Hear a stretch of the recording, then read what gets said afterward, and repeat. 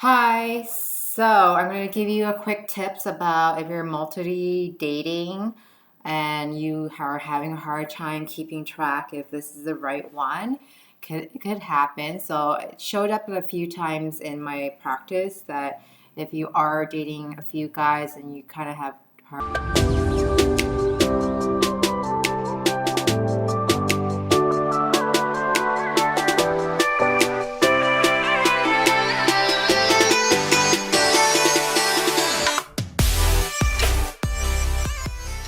Hi, if you don't know who I am, I'm Sindy V King. I'm a creator of Calling My King. I help transform women to create lasting love through Vedic astrology, neuroscience, and transactional analysis so that she becomes the queen of love.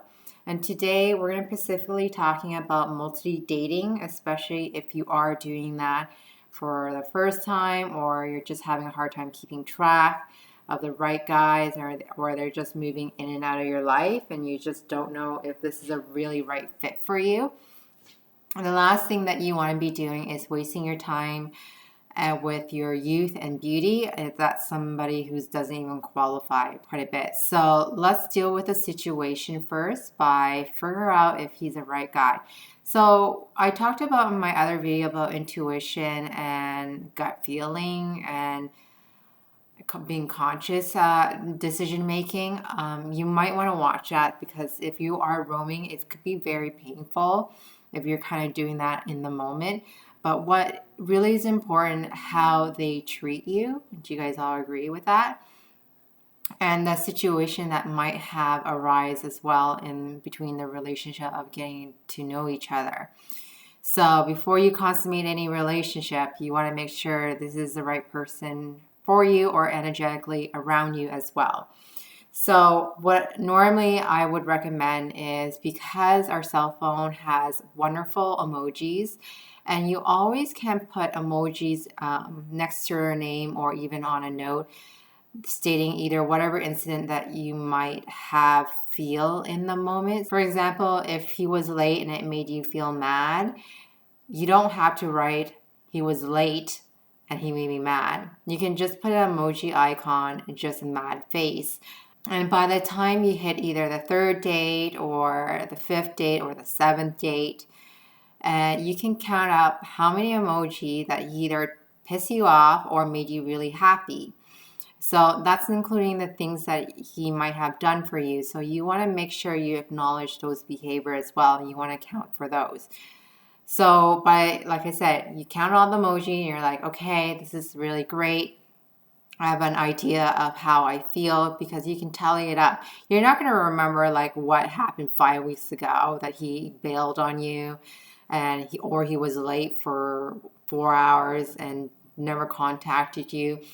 Again, honoring your feelings is really important and is really vital, and I really recommend you honoring those feelings and your experience as well, how this person made you feel.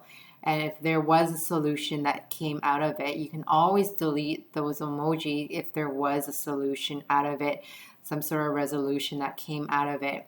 So I don't want you to hold somebody against it. You want to acknowledge that they did something really well as well.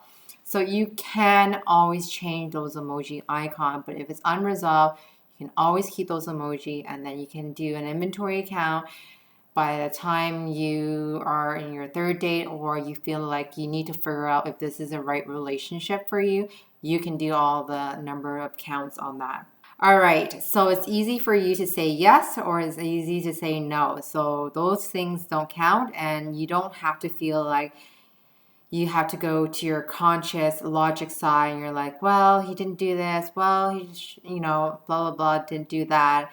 Well, he did this, which is really nice. It becomes a very painful process. Very painful process. All right, ruminating is not fun, and also ending the game that people play is really key so that you can trust yourself making the right decision for yourself. So I want to thank you for taking the time to watch this video. If you are processing some untraumatic situation, please, there's a wonderful video that I made about getting rid of your trauma for good. I want you to go ahead and watch that. And I have a great support team in that area in the Patreon. So you can always come there and get some resources to start off figuring out how you feel. And sometimes verbal language might be a little bit of a challenge, and you can always do that. All right, I wanted to take time to thank you, and I'll see you in the next video. Bye. Look, if you're serious about being fearless in love and ready to be treated like a queen, links is down below to book a time.